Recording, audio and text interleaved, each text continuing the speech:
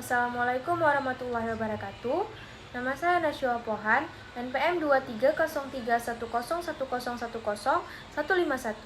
Saya akan menjawab pertanyaan ujian akhir semester 3, Hukum Pengalihan dan Pengadaan Tanah.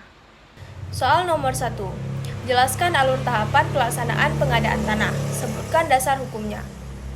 Jadi, alur tahapan pelaksanaan pengadaan tanah untuk kepentingan umum di Indonesia. Yang pertama, perencanaan. Dasar hukum Undang-Undang Republik Indonesia Nomor 2 Tahun 2012 tentang pengadaan tanah bagi pembangunan untuk kepentingan umum. Tahapannya, instansi yang memerlukan tanah membuat perencanaan pengadaan tanah berdasarkan rencana tata ruang wilayah, rencana pembangunan nasional atau daerah, rencana strategis, dan rencana kerja instansi tersebut. Nomor 2, inventarisasi dan identifikasi. Dasar hukum pasal 15 Undang-Undang Nomor 2 Tahun 2012. Tahapannya melakukan inventarisasi dan identifikasi penguasaan, pemilikan, penggunaan, dan pemanfaatan tanah terkait. Yang ketiga, penilaian ganti rugi. Dasar hukum pasal 15 Undang-Undang Nomor 2 Tahun 2012. Tahapannya mengevaluasi besarnya ganti rugi yang harus diberikan kepada pemilik tanah.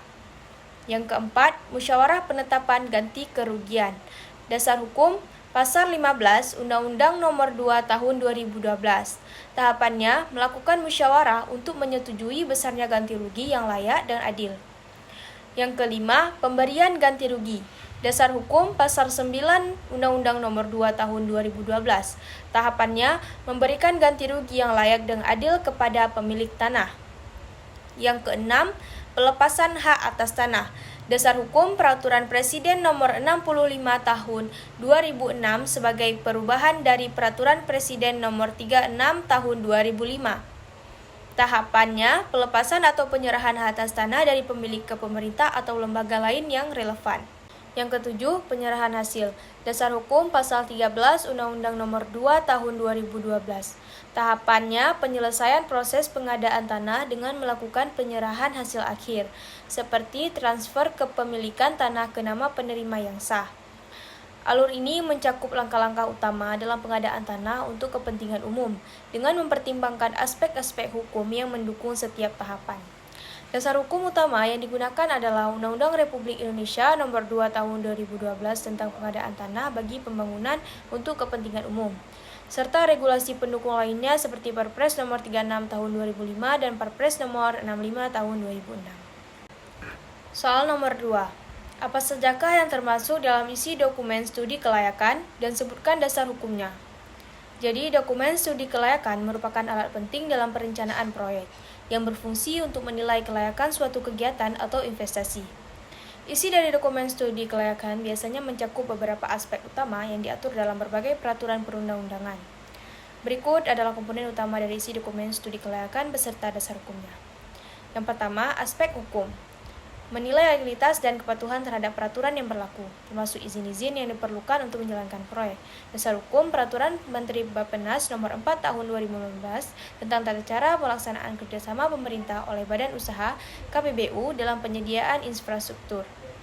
Yang kedua, aspek teknis. Mengkaji kelayakan teknis dari proyek, termasuk desain, teknologi yang digunakan, dan infrastruktur yang tersedia. Dasar hukum Peraturan Presiden Nomor 75 Tahun 2014 tentang percepatan penyediaan infrastruktur prioritas. Yang ketiga, aspek ekonomi. Menganalisis dampak ekonomi dari proyek, termasuk proyeksi biaya dan manfaat, serta analisis pasar. Dasar hukum Undang-Undang Nomor 2 Tahun 2012 tentang pengadaan tanah bagi pembangunan untuk kepentingan umum. Yang keempat, aspek keuangan.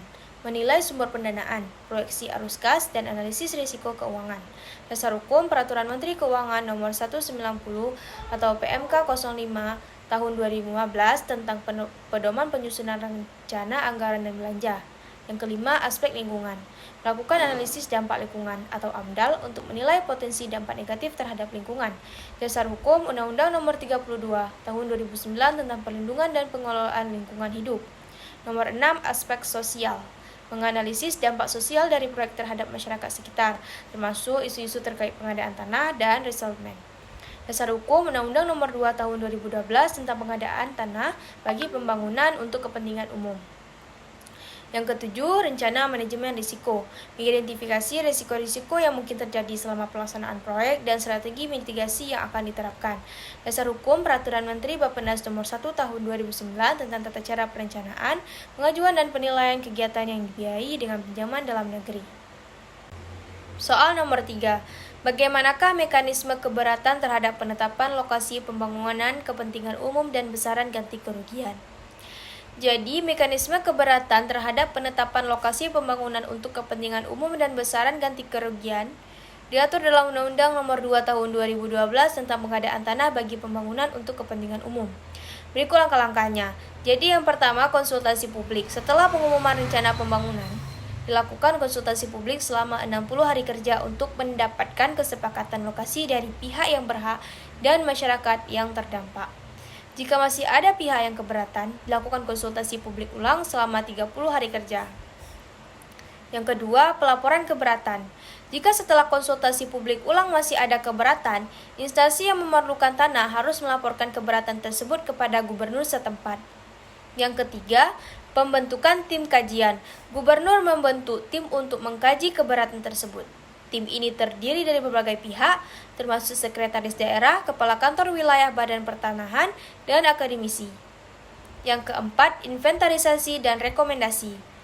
Tim akan menginventarisasi masalah yang menjadi alasan keberatan, melakukan klarifikasi dengan pihak yang keberatan, dan memberikan rekomendasi apakah keberatan tersebut diterima atau ditolak dalam waktu 14 hari kerja.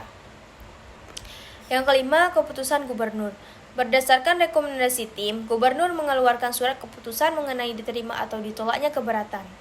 Jika keberatan diterima, instansi yang memerlukan tanah harus membatalkan rencana pembangunan atau memindahkan lokasi pembangunan. Yang keenam, gugatan ke pengadilan. Jika pihak yang berhak masih tidak puas dengan keputusan gubernur, mereka dapat mengajukan gugatan ke pengadilan tata usaha negara dalam waktu 30 hari kerja setelah penetapan lokasi. Pengadilan akan memutuskan dalam waktu paling lama 30 hari kerja. Soal nomor 4. Siapa sajakah yang termasuk dalam kategori pihak yang berhak mendapat ganti kerugian dalam pengadaan tanah? Dan sebutkan dasar hukumnya. Jadi, dalam pengadaan tanah untuk kepentingan umum, pihak yang berhak menerima ganti kerugian diatur dalam beberapa peraturan perundang-undangan. Berikut kategori pihak yang berhak mendapatkan ganti kerugian beserta dasar hukumnya. Jadi, yang pertama, pemegang hak atas tanah. Pihak yang memiliki hak atas tanah, baik hak milik, hak guna usaha, hak guna bangunan, maupun hak pakai, mereka berhak atas ganti rugi ketika tanah mereka diambil untuk kepentingan umum. Dasar hukum Pasal 1 Ayat 2 Undang-Undang Nomor 2 Tahun 2012 menyatakan bahwa ganti kerugian adalah penggantian yang layak dan adil kepada pihak yang berhak dalam proses pengadaan tanah. Yang kedua, penguasa tanah. Pihak yang menguasai tanah tetapi tidak memiliki hak formal atas tanah tersebut, seperti dalam kasus tanah ulayat atau tanah yang dikuasai secara adat. Dasar hukum Pasal 36 Undang-Undang Nomor 2 Tahun 2012 menyebutkan bahwa penggantian terhadap bidang tanah yang dikuasai dengan hak ulayat diberikan dalam bentuk pembangunan fasilitas umum atau bentuk lain yang bermanfaat bagi masyarakat setempat. Yang ketiga, pihak lain yang memiliki kepentingan. Pihak-pihak lain yang memiliki kepentingan hak atas tanah tersebut, seperti penyewa atau pengguna lain yang memiliki bukti sah tentang penggunaan tanah. Dasar hukum Peraturan Pemerintah Nomor 39 Tahun 2023 menjelaskan bahwa ganti kerugian juga dapat diberikan kepada pengelola atau pengguna barang dalam proses pengadaan tanah. Yang keempat, pihak yang memiliki bangunan dan tanaman. Individu atau badan hukum yang memiliki bangunan, tanaman, atau benda lain yang berkaitan dengan tanah yang diambil. Dasar hukum Pasal 12 Peraturan Presiden Nomor 36 Tahun 2005 menyatakan bahwa ganti rugi diberikan untuk bangunan, tanaman, dan benda-benda lain yang berkaitan dengan tanah. Bentuk ganti kerugian dapat diberikan dalam berbagai bentuk, antara lain yang pertama uang, kedua tanah pengganti, ketiga permukiman kembali, keempat kepemilikan saham, kelima bentuk lain yang disetujui oleh kedua belah pihak. Dasar hukum Pasal 36 Undang-Undang Nomor 2 Tahun 2012 dan Peraturan Pemerintah Nomor 39 Tahun 2023 mengatur tentang bentuk-bentuk ganti kerugian.